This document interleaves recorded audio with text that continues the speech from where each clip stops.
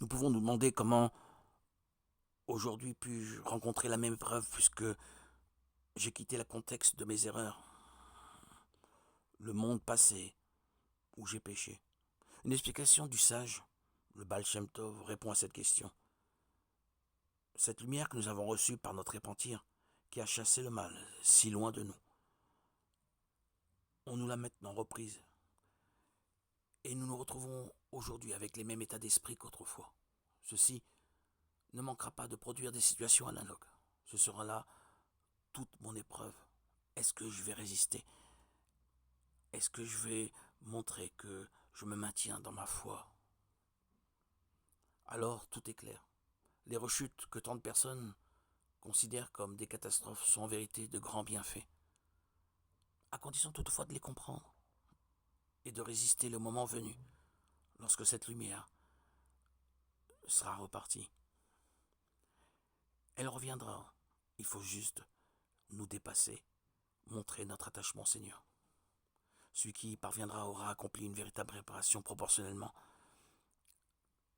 Il sera transformé.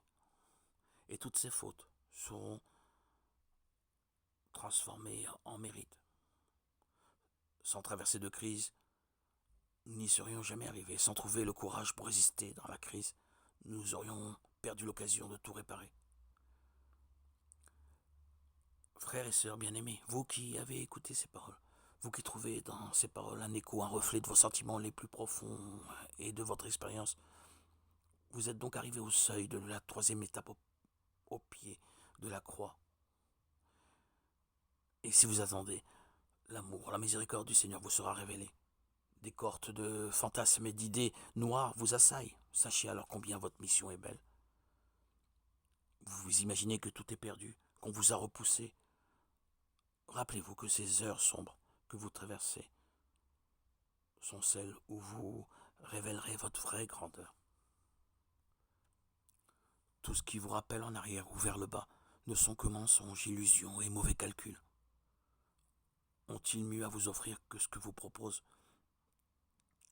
notre Seigneur? Alors chassez toutes ces idées sans merci, n'y prêtez pas l'oreille et refusez le dialogue. Votre passé, vos responsabilités, votre niveau réel, ce ne sont pas des problèmes que vous pourrez résoudre dans l'immédiat ni par la réflexion. Fermez-leur la porte et réjouissez-vous d'en être arrivé à ce stade, d'être sorti d'Égypte, tels les Israélites. Et si votre état actuel vous incommode, appliquez la formule pleine de bon sens qu'ont enseigné les sages. Si la mauvaise odeur est très forte, verse encore plus de parfum. Ne renonce pas. Continue à faire de bonnes œuvres. Sois toujours dans la joie et l'espérance que le Seigneur reviendra. Chante des hymnes et foi en sa bonté. La joie, l'espoir, le chant, la prière, les louanges sont des parfums délicieux dont notre âme se nourrit et se renforce.